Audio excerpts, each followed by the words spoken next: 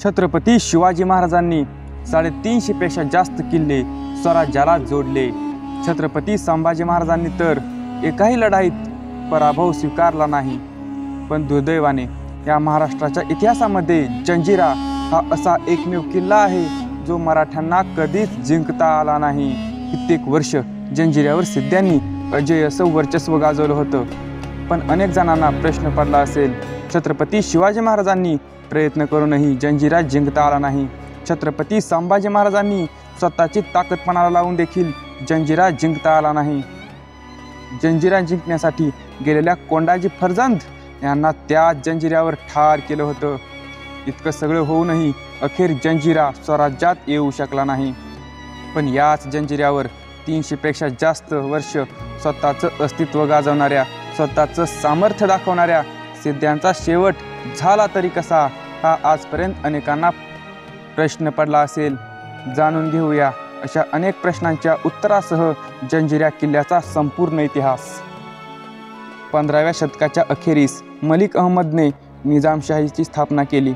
उत्तर कोकणाचा ताबा घेत त्याने रायगड जिल्ह्यातील दंड राजापुरीला मुख्य ठाणे बनविले। मिजी अली आणि कलम अली हे 2 निजामशाही सरदार तेथे ठाणेदार म्हणून नेमले।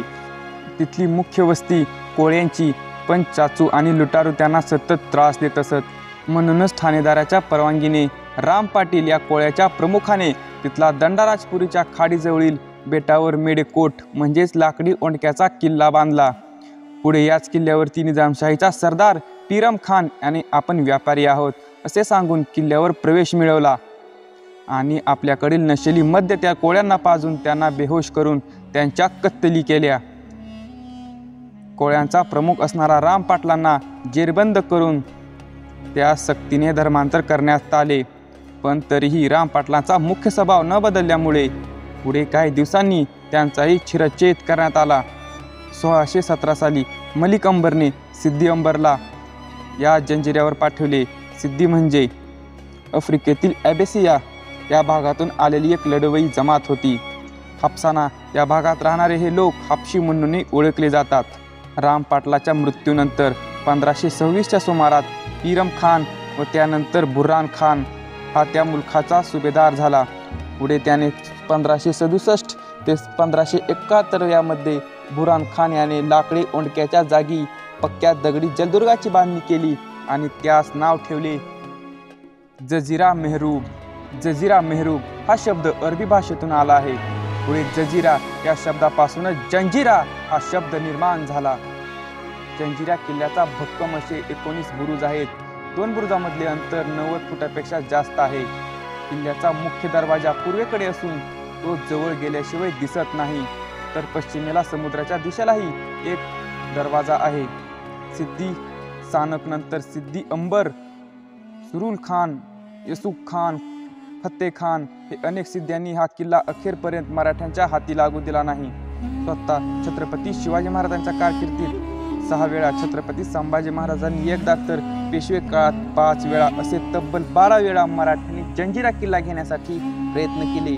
पण यामध्ये मराठ्यांना शेवटपर्यंत यश आले नाही। फक्त मराठीच काय, तर मोगल, इंग्रज देखील जंजिऱ्यावर असलेले सिद्ध्यांचं वर्चस्व संपवू शकले नाहीत। जवळपास 330 वर्ष जंजिरा अजिंक्यच राहिला। जंजिरा अजिंक्य राहण्याचं कारण म्हणजे जंजिरा या जलदुर्गावरील महाकाय तोफा, भक्कम बांधकाम, आजूबाजूला समुद्र, याशिवाय मुरुड जंजिऱ्याच्या तटावरती असलेल्या त्या काळच्या 572 तोफा, यामुळे जंजिरा अभेद्यच होता। जंजिऱ्यावरील सर्वात मोठी आणि लांब पल्ल्याची तोफ म्हणजेच कलाल बांगडी होय। सभ्यस्थितीमध्ये जंजिऱ्यावर कलाल बांगडी, लांडा कासम आणि चावरी या तोफा आजही आपल्याला पाहायला मिळतात। महाकाय समुद्रात संरक्षण आणि आग ओकणाऱ्या महाकाय तोफा, यामुळे जंजिरा कोणालाही जिंकता आला नाही। जंजिऱ्यावरील सिद्ध्यांच्या शासनाचा मूळ पुरुष सिद्दी अंबर हा ओळखला जातो। जवळपास 330 वर्ष अजिंक्य राहिलेला आणि तब्बल 20 सिद्ध्यांची कारकिर्दी पाहिलेला जंजिरा 3 एप्रिल 1948ला जंजिरा हा स्वतंत्र भारतामध्ये विलीन झाला। जेव्हा जंजिरा भारतीय संघराज्यात विलीन झाला त्यावेळी जंजिऱ्याचा शेवट सिद्धी शासक होता सिद्दी मुहम्मद खान। जंजिरा भारतात विलीन झाल्या जंजिऱ्यावरील सर्व वस्ती तेथून उठून गेली। रायगड जिल्ह्यातील मुरुड तालुक्यातील चहूबाजूंनी सागरी पाण्याचा वेढा पडलेला, जवळजवळ सागरामध्ये अतिशय रहस्यमय पद्धतीने बांधलेला जंजिरा किल्ला छत्रपती शिवाजी महाराज, छत्रपती संभाजी महाराज, मोगल आणि इंग्रज कोणालाही कधीच जिंकता आला नाही. जंजिरा शेवटपर्यंत अजिंक्यच राहिला.